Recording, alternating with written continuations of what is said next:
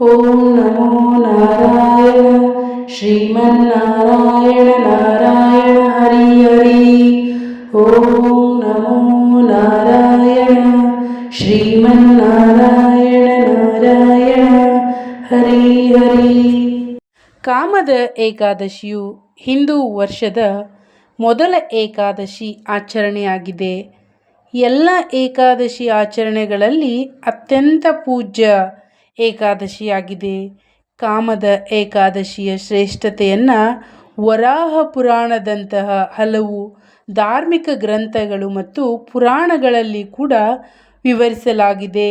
ಮಹಾಭಾರತದ ಸಮಯದಲ್ಲಿ ಶ್ರೀಕೃಷ್ಣನು ಕಾಮದ ಏಕಾದಶಿಯ ಸದ್ಗುಣಗಳು ಮತ್ತು ಪ್ರಯೋಜನಗಳನ್ನು ಪಾಂಡವರಾಜ ಯುಧಿಷ್ಠಿರನಿಗೆ ವಿವರಿಸ್ತಾರೆ. ಕಾಮದ ಏಕಾದಶಿಯ ವ್ರತವು ಒಬ್ಬ ವ್ಯಕ್ತಿಯು ತಮ್ಮ ಸದ್ಗುಣಗಳನ್ನು ಮರಳಿ ಪಡೆಯಲು ಮತ್ತು ಸುಧಾರಿಸಲು ಸಹಾಯ ಮಾಡುತ್ತದೆ. ಭಕ್ತರು ಅವರ ಕುಟುಂಬದ ಸದಸ್ಯರ ಮೇಲೆ ವಿಧಿಸಲಾದ ಎಲ್ಲ ಶಾಪಗಳಿಂದ ರಕ್ಷಿಸುತ್ತದೆ. ಒಬ್ಬ ವ್ಯಕ್ತಿಯು ಕಾಮದ ಏಕಾದಶಿಯ ವ್ರತವನ್ನು ಪೂರ್ಣ ಬದ್ಧತೆಯಿಂದ ಆಚರಿಸಿದರೆ ಬ್ರಾಹ್ಮಣ ವಾಹನವನ್ನು ಕೊಲ್ಲುವಂತಹ ಅತ್ಯಂತ ಘೋರ ಪಾಪಗಳು ಸಹ ಕ್ಷಮಿಸಲ್ಪಡುವುದಿಲ್ಲ.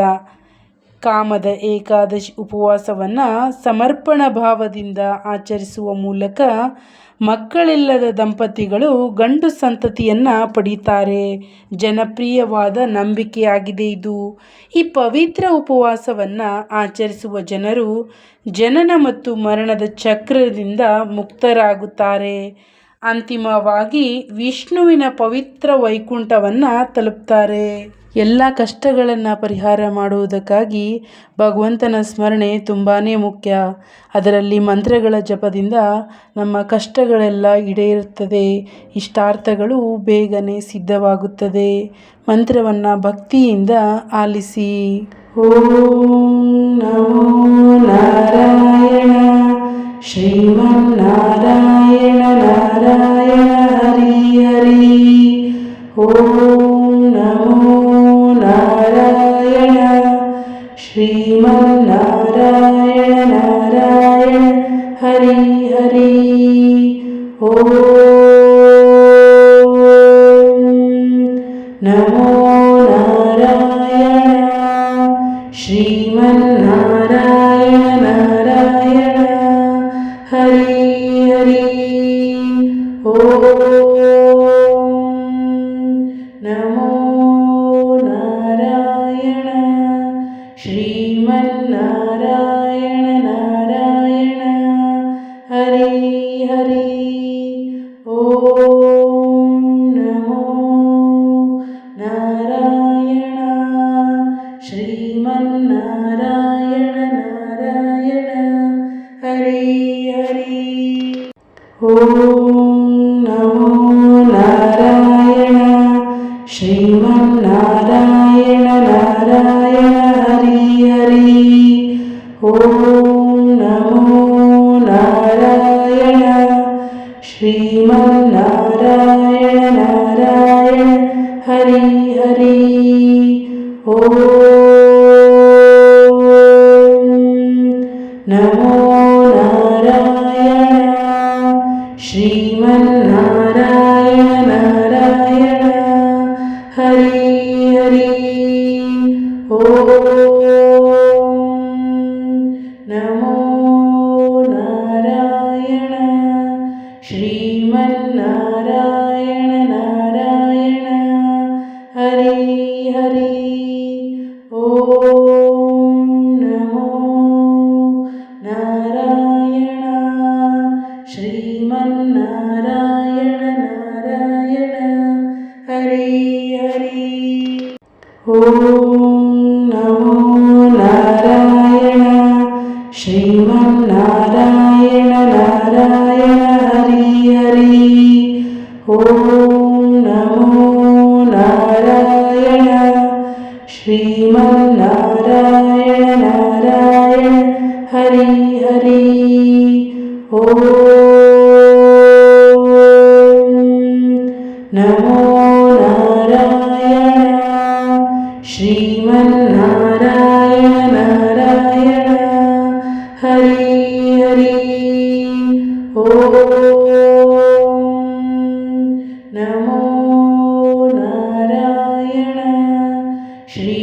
श्रीमन्नारायण नारायण हरि हरि ॐ नमो नारायण श्रीमन्नारायण नारायण हरि हरि ॐ नमो नारायण श्रीमन्नारायण नारायण हरि हरि ॐ नमो नारायण श्रीमन्नारायण नारायण हरि हरि ॐ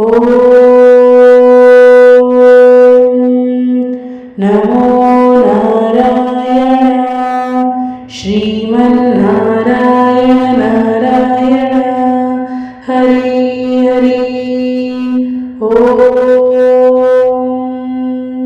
नमो नारायण श्रीमन्नारायण नारायण हरि हरि ॐ नमो नारायण श्रीमन्नारायण नारायण हरि हरि ॐ नमो नारायण श्रीमन्नारायण नारायण हरि हरि ॐ नमो नारायण श्रीमन्नारायण नारायण हरि हरि ॐ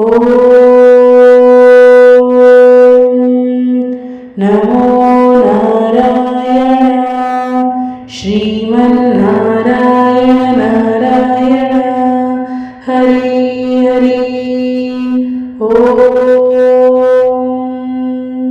नमो नारायण श्रीमन्नारायण नारायण हरि हरि ॐ नमो नारायण श्रीमन्नारायण नारायण हरि हरि ॐ नमो नारायण श्रीमन्नारायण नारायण हरि हरि ॐ नमो नारायण श्रीमन्नारायण नारायण हरि हरि ॐ नमो नारायण श्रीमन्नारायण नारायण हरि हरि ॐ नमो नारायण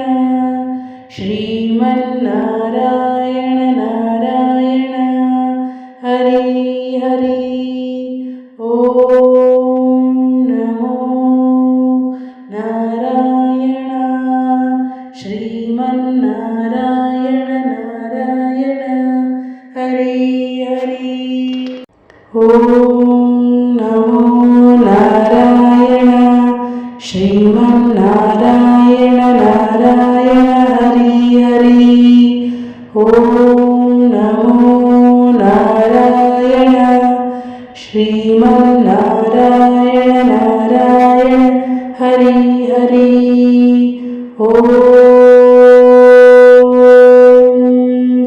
नमो नारायण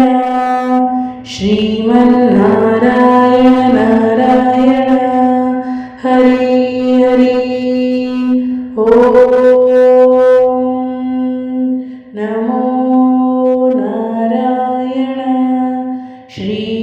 श्रीमन्नारायण नारायण हरि हरि ॐ नमो नारायण श्रीमन्नारायण नारायण हरि हरि ॐ नमो नारायण श्रीमन्नारायण नारायण हरि हरि ॐ नमो नारायण श्रीमन्नारायण नारायण हरि हरि। ॐ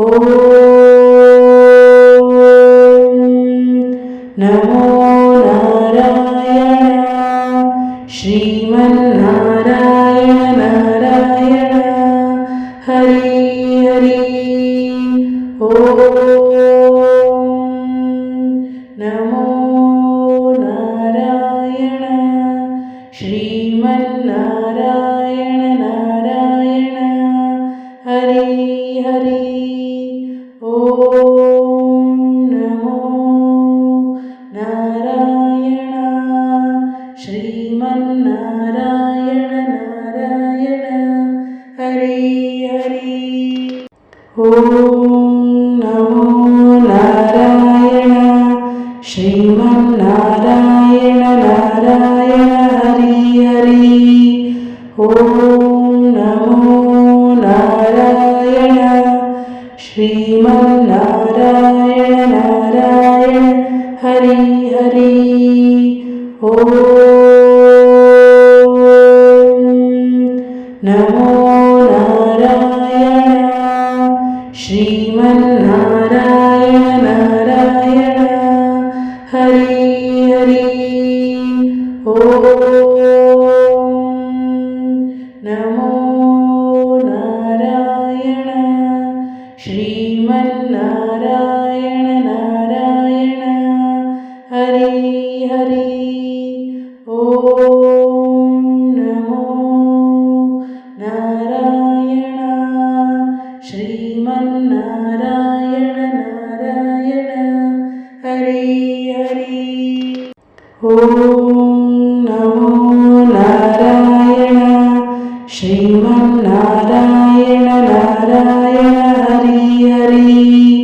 ॐ नमो नारायण।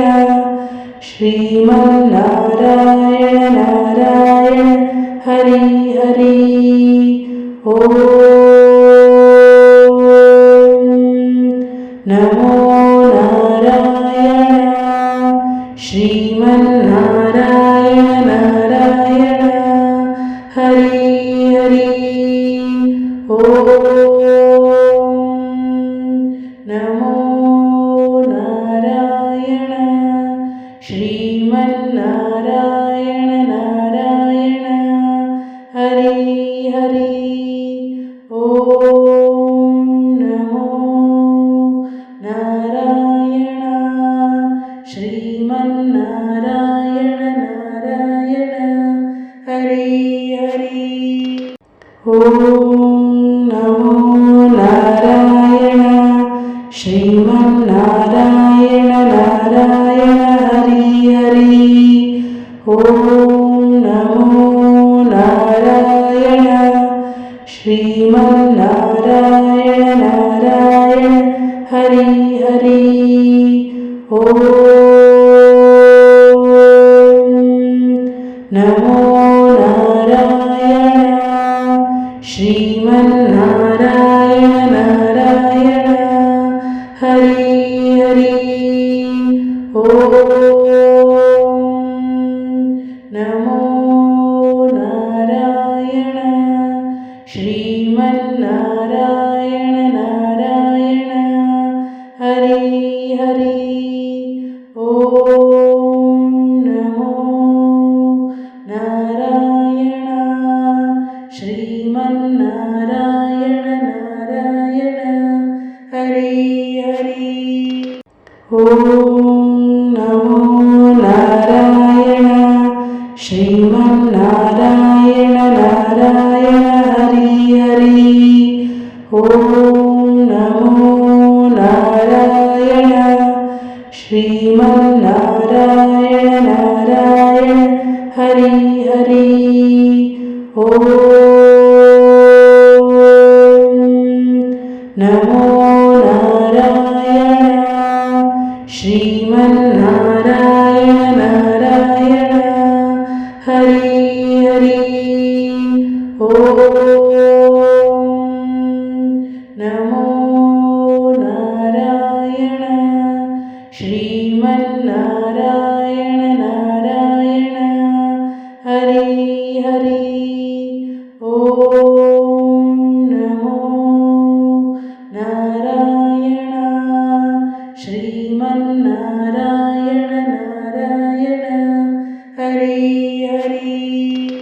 नमो नारायण श्रीमन्नारायण नारायण हरि हरि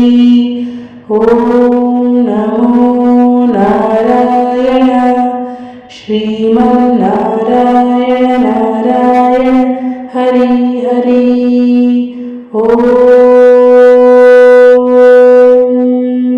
नमो नारायण श्रीमन्नारायण नारायण हरि हरि